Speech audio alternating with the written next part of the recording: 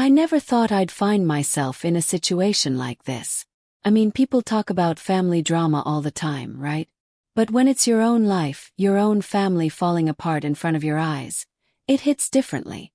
And let me tell you, what happened to me is something I wouldn't wish on anyone. So here's the deal.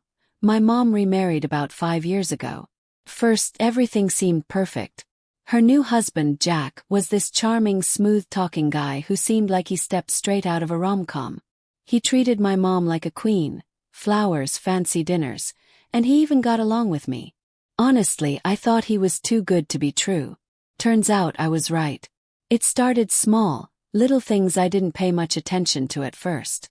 Jack would always compliment me like, "You look so grown up today," or, "That color looks amazing on you." Innocent enough, right? But then his compliments started to feel different. Too personal, too intense. And I'm not talking about the kind of compliments you get from your friends or even your mom's friends. These felt uncomfortable. One night, things got weirder. My mom had gone to visit my grandma, who was sick, and Jack offered to pick me up from my friend's house. I didn't think much of it. He was my stepdad after all. But the car ride home was odd. He kept asking me personal questions that felt way too invasive. Stuff like, "Do you have a boyfriend?" Or, "What kind of guys are you into?" I laughed it off at first, thinking he was just being awkward, but deep down something felt off. When we got home, I headed straight to my room, wanting to shake off the weird vibes. But before I could close my door, Jack called out, "Hey, can we talk for a second?"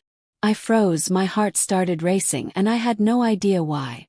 Reluctantly, I walked back to the living room, where he was sitting on the couch looking unusually serious. "I just want you to know," he started, "that I think you're an amazing young woman. You're smart, beautiful, and anyone would be lucky to have you." I nodded awkwardly, muttering a quick thanks, and tried to leave. But then he added, "If you ever need someone to talk to about anything, I'm here for you." At the time, I brushed it off as him being overly friendly, but looking back, I wish I'd seen it for what it really was. A red flag. And trust me, the worst was yet to come. A few days passed, and I tried to convince myself that I was overthinking. Maybe Jack was just being nice, and I was making it into something it wasn't. But then things started to escalate. It was a Saturday afternoon, and my mom was running errands. I was home alone, scrolling on my phone in the living room when Jack walked in. He sat down on the other end of the couch and started making small talk, asking about school, my friends, and my plans for the weekend. First, it felt like a normal conversation. But then, out of nowhere, he said something that stopped me in my tracks. "You know, I think you're the most mature person in this house. You're not like most girls your age." I laughed nervously, unsure of how to respond. Thanks, I guess." He smiled, leaning in slightly. "Mean it. You've got this confidence about you. It's really attractive." That word, attractive, made my stomach drop. I didn't know what to say, so I mumbled something about needing to finish some homework and hurried off to my room. Once the door was shut, I sat on my bed, heart pounding. Was I imagining things, or was Jack crossing a line? I decided not to tell my mom. She was so happy with him, and I didn't want to ruin that. Plus, what if I was wrong? What if I was just misinterpreting things? I told myself to stay cautious but not jump to conclusions. The next few weeks, Jack seemed normal again. I started to relax, thinking maybe it really had been all in my head. But then came the night that changed everything. My mom had a late-night work meeting, so Jack and I were alone at home. I was in the kitchen making a snack when he walked in. "You've been avoiding me," he said. His tone light but his eyes serious. I shrugged, pretending I didn't know what he was talking about. "I've just been busy, I guess." He stepped closer, too close, and lowered his voice. "You don't have to be shy around me. We're family, remember?" I felt trapped, my back pressed against the counter. I laughed nervously, trying to diffuse the tension. "Yeah, of course. Family." But then he reached out, tucking a strand of hair behind my ear. "You're really something special, you know that?" I froze, my mind screaming at me to move, to say something, but I couldn't. Just then, the sound of the garage door opening broke the moment. My mom was home. Jack stepped back, his expression unreadable, and casually walked out of the kitchen like nothing had happened. I didn't sleep that night. I kept replaying the moment in my head, trying to make sense of it. Was he testing me, or was I reading too much into it again? The next morning, Jack acted like everything was normal, joking with my mom over breakfast and asking about my plans for the day. But I couldn't shake the feeling that something was very, very wrong, and I wasn't wrong. What I discovered next would confirm everything. After that night, I couldn't look at Jack the same way. Every time he entered the room, I felt this overwhelming need to escape. I tried to keep my distance, but it wasn't easy. Jack was always around, always watching. I told myself I was just imagining things, but deep down I knew better. Then, one afternoon while my mom was out running errands, I walked into the kitchen to grab a glass of water. Jack was sitting at the dining table, typing on his laptop. He looked up and smiled when he saw me. "Hey, you got a second?" he asked casually. I hesitated but nodded, hoping it was just something harmless. He gestured to the chair across from him. "Sit down for a minute." Reluctantly, I did. He closed his laptop and leaned forward, his elbows resting on the table. "Listen, I feel like there's been this weird tension between us lately, and I don't want that. We're family, and I care about you." I forced a smile, trying to act normal. "Yeah, sure. No tension here." He chuckled softly. "Good, because I've been thinking about how much I admire you. You're not like other girls your age. You're different, special." There it was again, that word special. My stomach churned. Before I could respond, he reached across the table and placed his hand on mine. "You can trust me, you know. I'll always be here for you." I pulled my hand away, mumbling something about needing to finish homework, and quickly left the room. My hands were shaking as I closed the door to my bedroom. I wanted to scream, cry, do anything to get rid of the creeping dread that was taking over me. That night, I decided I couldn't keep this to myself any longer. I texted my best friend Emily and told her everything. She called me immediately, her voice filled with concern. "Are you serious? That's not okay, like, at all. You need to tell your mom." "I can't," I said, my voice barely a whisper. "She's so happy with him. What if she doesn't believe me?" Emily sighed. "Then you need proof. If he's really acting like this, he'll slip up eventually. Just be careful, okay?" Her words stuck with me. Proof, that's what I needed. I couldn't accuse Jack without something concrete to back me up. The next day I started paying closer attention. I noticed the way Jack's eyes lingered on me a little too long when I walked into a room, the way he always found excuses to be near me, even when it wasn't necessary. And then it happened. One evening, I was heading downstairs to grab a snack when I heard voices coming from the living room. I peeked around the corner and saw Jack on the phone. "She's just incredible," he said, his tone low and almost affectionate. I froze, my heart pounding in my chest. Who was he talking about? "I know it's wrong," he continued, "but I can't help how I feel." I quickly ducked back around the corner, my mind racing. Was he talking about me or was it someone else? Either way, it was clear Jack was hiding something. I knew then that I had to figure out what was really going on, no matter how much it hurt. But what I found next was something I never could have prepared for. That night I couldn't sleep. Jack's words from the phone call echoed in my head.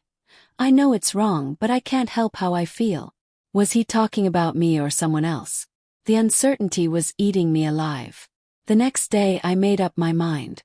If Jack was hiding something, I was going to find out what it was. I started paying closer attention to everything he did. When he left the house, how he acted around my mom, even the way he spoke to me. And it didn't take long for things to get even more suspicious. A few days later, Jack left his phone on the kitchen counter while he stepped outside to take a call on the house phone. My heart raced as I stared at his phone, knowing this might be my chance. I hesitated, debating whether or not to invade his privacy, but curiosity and desperation won out.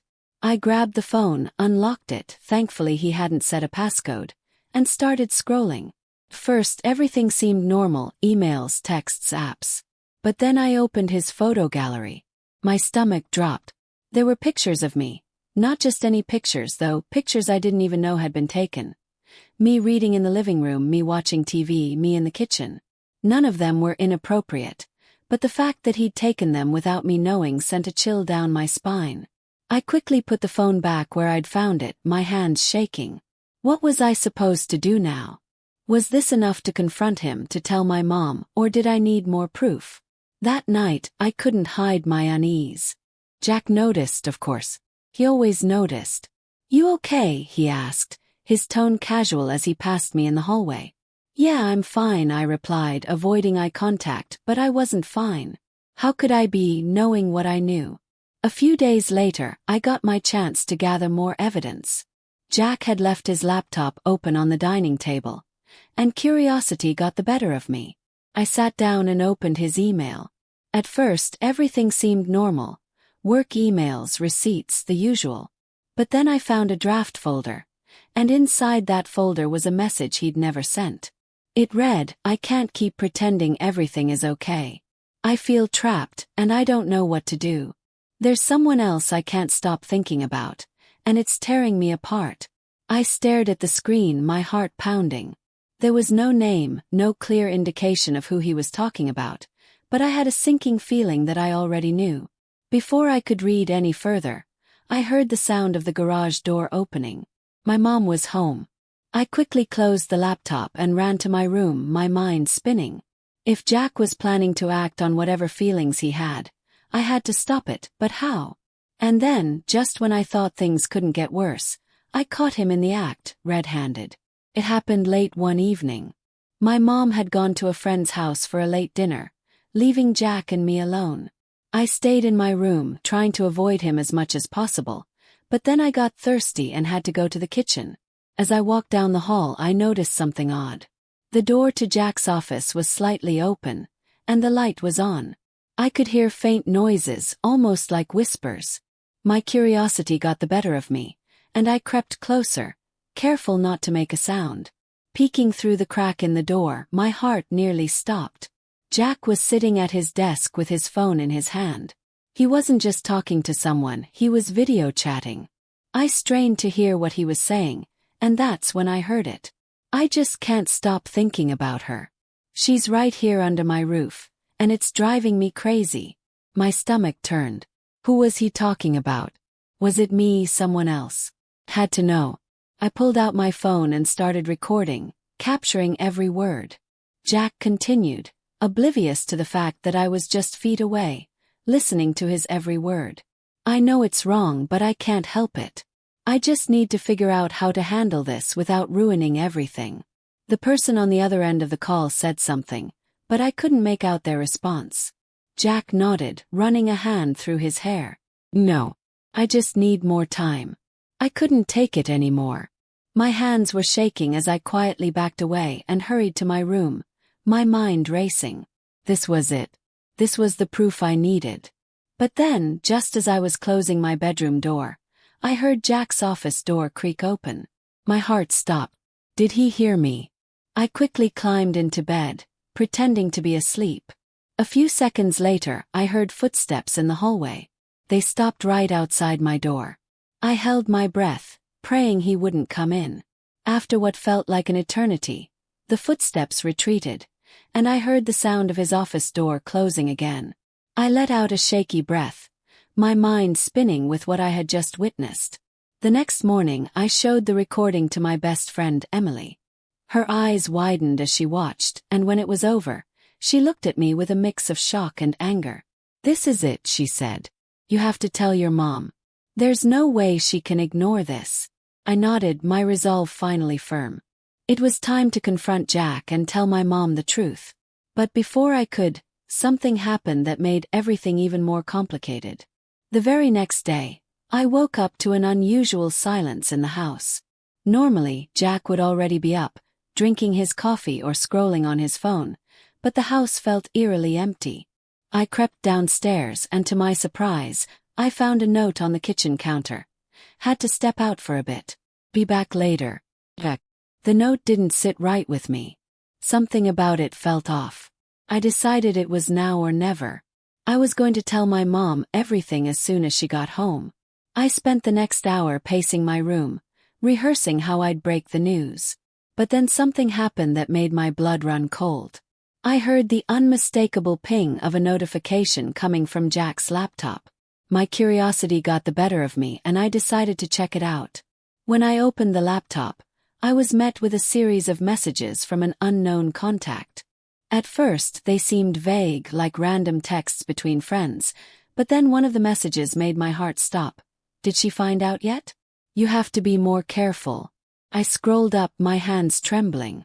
The conversation was full of cryptic messages about timing and not ruining everything, and then I saw it. A photo attachment of me.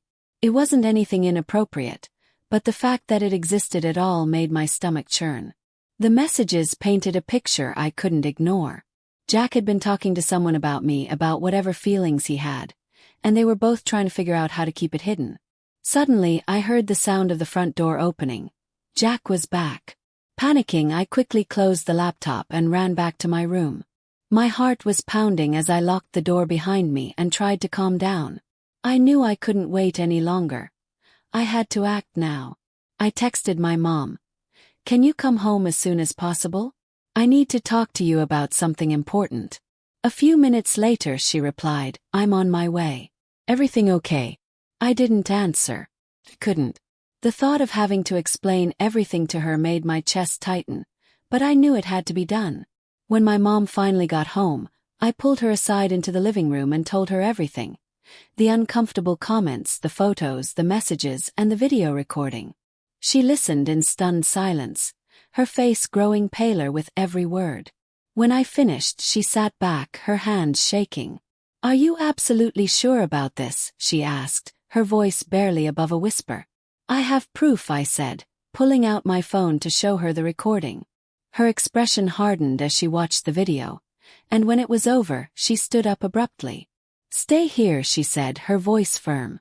Before I could say anything, she marched upstairs to confront Jack. My heart raced as I listened to the muffled shouting coming from their bedroom. It felt like an eternity before she came back downstairs, her face a mix of anger and heartbreak. I need you to pack a bag, she said, her voice trembling. We're leaving. Where are we going? I asked, confused. To your grandma's, she said. I need time to figure this out.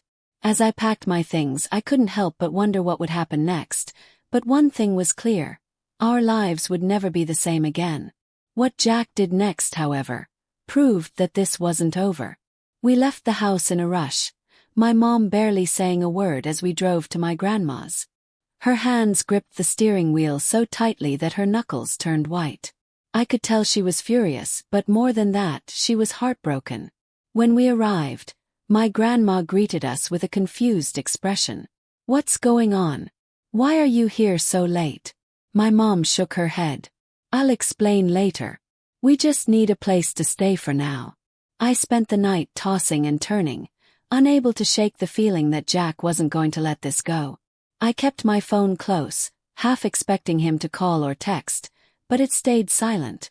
The next morning, while my mom was on the phone with a lawyer, I got a text from an unknown number. We need to talk. Please don't do this. I can explain everything. My stomach turned. It was Jack. I didn't respond.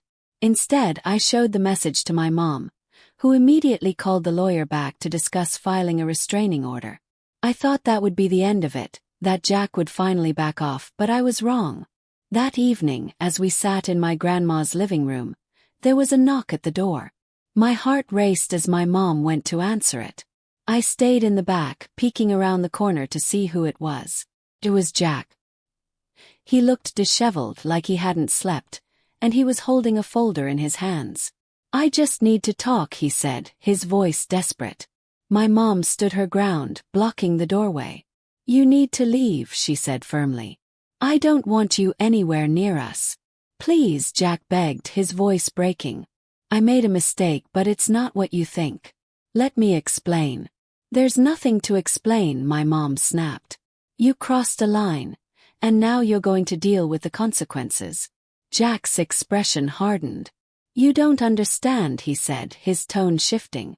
If you take this to court, it'll ruin everything for all of us. My mom didn't flinch. That's a risk I'm willing to take. Now leave before I call the police. Jack hesitated for a moment, his eyes darting to me as I stood in the background. For a second, I thought he might try to push past my mom, but then he turned and walked away, slamming the car door behind him as he left. The encounter left us all shaken, but it only strengthened my mom's resolve. She filed the restraining order the very next day and began the process of separating from Jack. But even as the legal battle unfolded, the emotional scars lingered. My mom struggled to come to terms with the betrayal, and I wrestled with the guilt of having kept quiet for so long. In the end, though, we found a way to move forward. My mom focused on rebuilding her life, and I learned to trust my instincts and speak up when something feels wrong. As for Jack, he disappeared from our lives after the court proceedings, and we haven't heard from him since. But every now and then, I catch myself looking over my shoulder, wondering if he's still out there waiting for another chance.